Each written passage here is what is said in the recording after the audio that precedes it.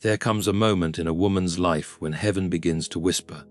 The world might see her as ordinary, but in the spiritual realm, she is being prepared for something extraordinary.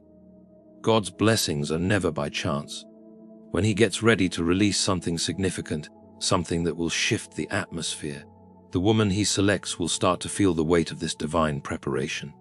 First, she will find herself alone, not because she is unloved, but because she is being set apart. Isolation isn't rejection, it's refinement. God removes the noise so she can hear the whisper. He cuts off distractions not to punish her, but to protect the seed of what He is about to bring forth in her life.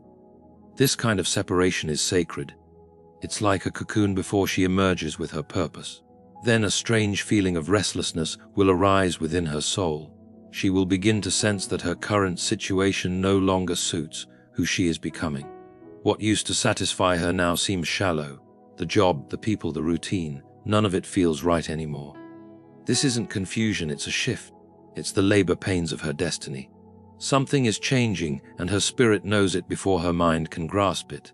Suddenly doors begin to close, not because she made a mistake, but because God is redirecting her. She prays, she plans, yet the path seems blocked. But this is a divine strategy. Closed doors are often kinder than open ones because God sees the future. When He shuts one way, it's because He is preserving her for the right path. Don't mourn the door, thank Him for the protection.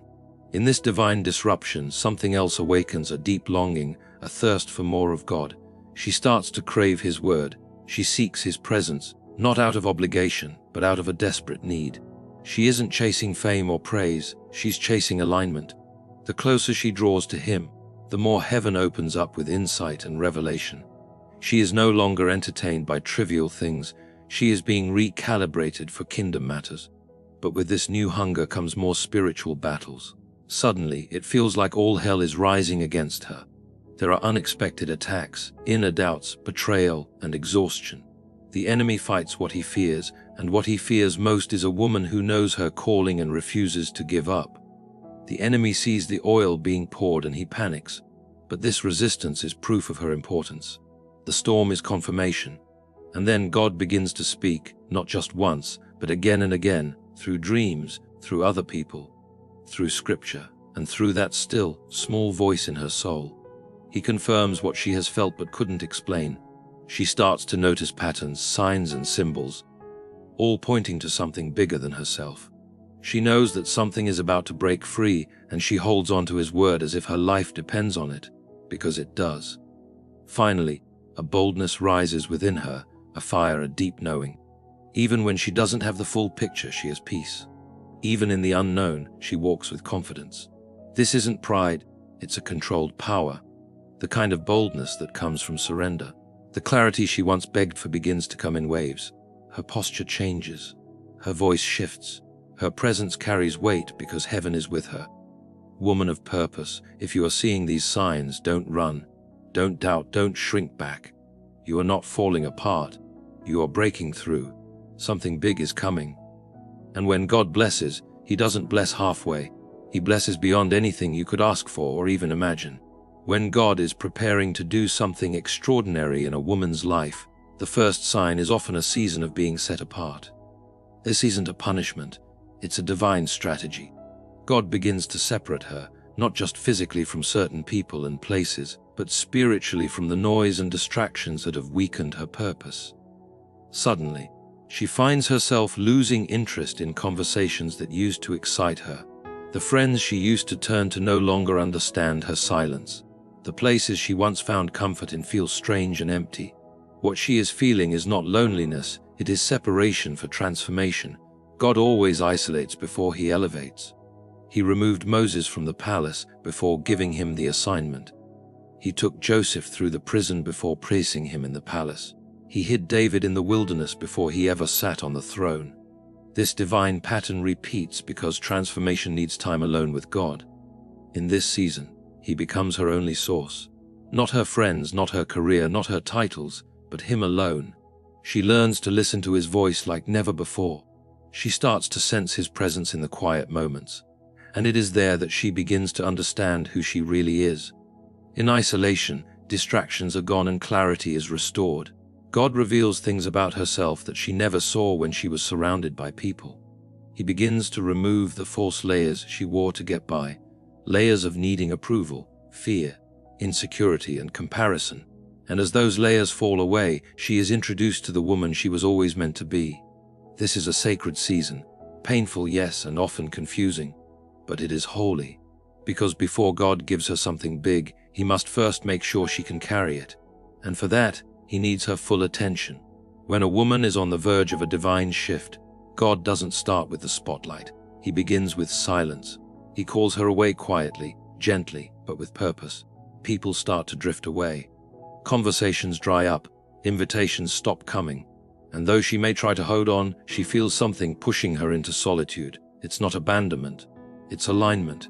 God removes her from the crowd, because what He's about to place within her cannot be exposed to noise. The deeper the calling, the greater the isolation. He's not trying to hurt her. He's trying to protect what He's planting inside her. In this season, she may feel misunderstood. Even those closest to her can't seem to connect the way they used to. It's like she's speaking a language no one else understands. That's because God is downloading a new language of purpose, identity, and calling into her spirit. Her desires shift. She's no longer content with surface-level relationships or empty conversations.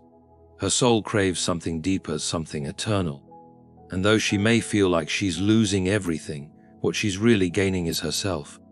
This is the wilderness that produces wisdom, the secret place where heaven begins to reintroduce her to herself.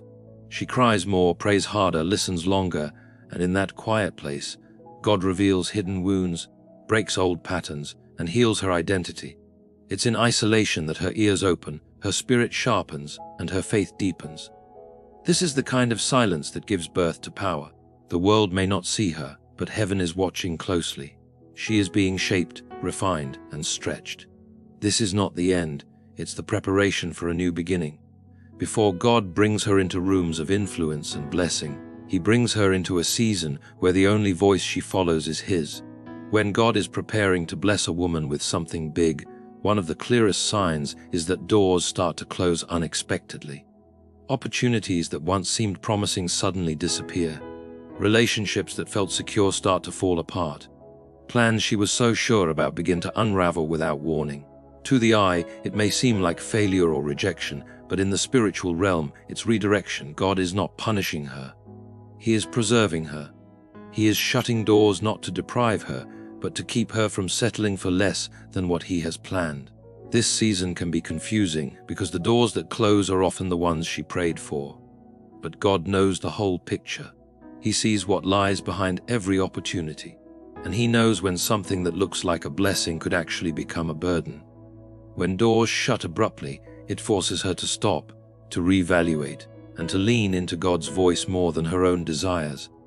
This isn't a sign that she is off course.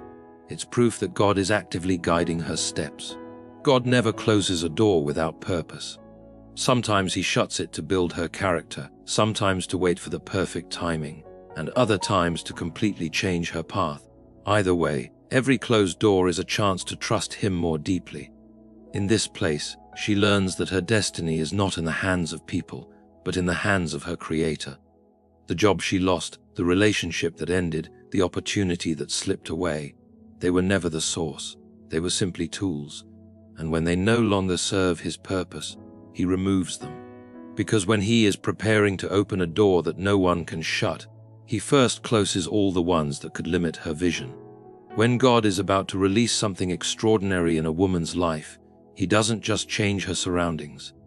He awakens something deep within her spirit. A new hunger for His presence ignites.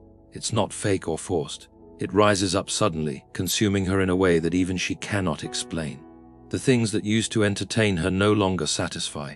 The conversations that once held her attention now feel empty. There's a powerful, undeniable divine pull drawing her into the secret place.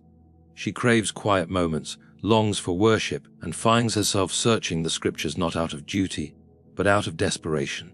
This hunger is not ordinary. It is a divine invitation. It is the Spirit of God stirring God to come closer, to go deeper, to walk beyond the veil. And the more she responds, the more He reveals. In this season, She begins to tell the difference between religion and a real relationship. She no longer chases routine. She chases a personal encounter. It is in this pursuit that she begins to hear God more clearly, feel His presence more intimately, and see herself more accurately. Her prayer life begins to shift. She's no longer praying just for things. She's praying for alignment, for understanding, and for a pure heart.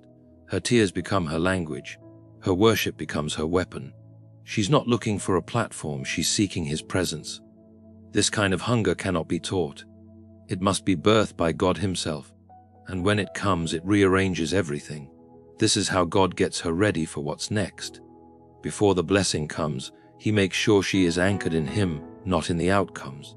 He deepens her roots so that when the weight of the blessing arrives, it doesn't crush her, it crowns her. Because what's coming isn't just big, it's divine. And only a heart that longs for Him will be able to carry it. When a woman is on the edge of a divine breakthrough, the atmosphere around her begins to change, and so does the resistance. Unusual opposition and spiritual warfare begin to increase, not because she is weak, but because she is becoming a threat to the kingdom of darkness. The enemy doesn't fight what doesn't threaten him. But when a woman starts moving in line with heaven's plan, when her identity begins to rise, when her hunger for God deepens and her distractions are gone, hell takes notice and it responds with warfare meant to distract, discourage, and throw her off course. Attacks come from unexpected places. People she trusted begin to turn on her. Emotions become unpredictable. Thoughts she thought she had overcome reappear with intensity. Her sleep is disturbed. Her peace feels attacked. Her progress seems slow. But none of this is random. It's strategic. It is the enemy sensing that something powerful is about to be brought forth through her life. And just like Pharaoh trying to destroy the deliverer before Moses was grown, the enemy launches an attack before the manifestation arrives. But here's the truth. Spiritual warfare is not a sign of defeat. It is often the greatest confirmation that she is exactly where she needs to be. The pressure is proof of purpose. The intensity is a sign of the impact she's about to make. And though the battle may rage around her, she is not fighting alone. Heaven has already gone before her. The angels have been assigned. The Spirit of God within her is greater than anything that comes against her. This warfare is not to destroy her. It is to develop her. It is strengthening her ability to tell right from wrong, sharpening her prayer life, anchoring her faith, and preparing her for the glory she's about to carry. What the enemy meant for harm, God is using for promotion. Because a woman who overcomes the fire cannot be stopped when she steps into the promise. When God is preparing to release something significant into a woman's life, He doesn't leave her without guidance. He begins to send prophetic confirmation, not just once, but repeatedly, through unexpected people, through sermons, through dreams, through scriptures that seem to jump off the page. God begins to echo His intentions until her spirit can no longer deny it. These confirmations are not act signals. It is God's way of saying, I'm speaking, and I want you to pay attention. She might be in a season of uncertainty, questioning the direction of her life, unsure if what she feels in her heart is truly from God. Then suddenly, someone says a word that sounds just like her private prayers. A message finds her at the exact moment she needs it. A dream matches the vision she's been hiding inside. This repetition is not random. It is intentional. God knows that when the weight of destiny is heavy, the mind can be clouded by fear, and so He speaks over and over to bring clarity and courage. Each confirmation becomes a thread in the fabric of her faith. The more she hears it, the more her confidence grows. She begins to recognize the voice behind the voice. It's not the person speaking, it's God using people to remind her that she's not imagining this. He's revealing parts of the picture before He unveils the full masterpiece. And with each word, each sign, each nudge, her spirit begins to align more boldly with His will. These prophetic confirmations are not to be worshipped, but they are to be acknowledged. They are like breadcrumbs leading her into deeper obedience. God doesn't confirm what doesn't have a purpose. So when the signs keep showing up, when the word keeps being repeated, when the message won't leave her alone, she must know that heaven is announcing her next chapter before it begins. When God is about to bless a woman with something big, There comes a moment when everything within her begins to align with heaven's intention, and suddenly an unshakable boldness and clarity emerges. It doesn't come from external praise. It doesn't come from perfect circumstances. It rises from a place deep within her spirit where fear has been replaced by revelation. She may still be walking through uncertainty, but something inside her is certain. She doesn't have all the answers, but she has the assurance. And that assurance gives birth to a quiet strength that cannot be shaken. This boldness is not arrogance. It is the result of yielding, surrendering, and being quiet before God. It is what happens when a woman has struggled in prayer, cried in worship, and fought in the Spirit, and come out on the other side with a clear vision. She starts to speak differently, walk differently, and make decisions with conviction. She no longer doubts her worth or her calling. The opinions of others lose their power because she has heard the voice of her Father, and that voice has brought peace to her soul. With this clarity comes focus. Distractions lose their power over her. She stops chasing what isn't aligned. She stops explaining herself to people who were never meant to understand her. She begins to build, create, move, and act because she finally sees what God has been showing her all along. She no longer waits for perfect conditions. She steps out in faith because she knows the ground beneath her feet is the moment where heaven's preparation meets her obedience. Her courage isn't loud, but it's unmovable. Her decisions are no longer based on fear, but on purpose. And once a woman reaches this place, no storm, no critic, no delay can stop what God is about to release through her life. So when a woman begins to see these signs, divine isolation, closed doors, a burning hunger for God's presence, increased spiritual battles, prophetic confirmations, unusual boldness, and unshakable clarity, she must understand that heaven is announcing her next season. These are not accidents. They are divine markers that she is being positioned for something far greater than she imagined. God is not just preparing a blessing for her. He is preparing her for the blessing. And when He blesses, He does not bless halfway. He blesses in full, pressed down, shaken together, running over. This is the time to stay focused. This is the time to protect her spirit, guard her mind, and walk closely with the one who called her.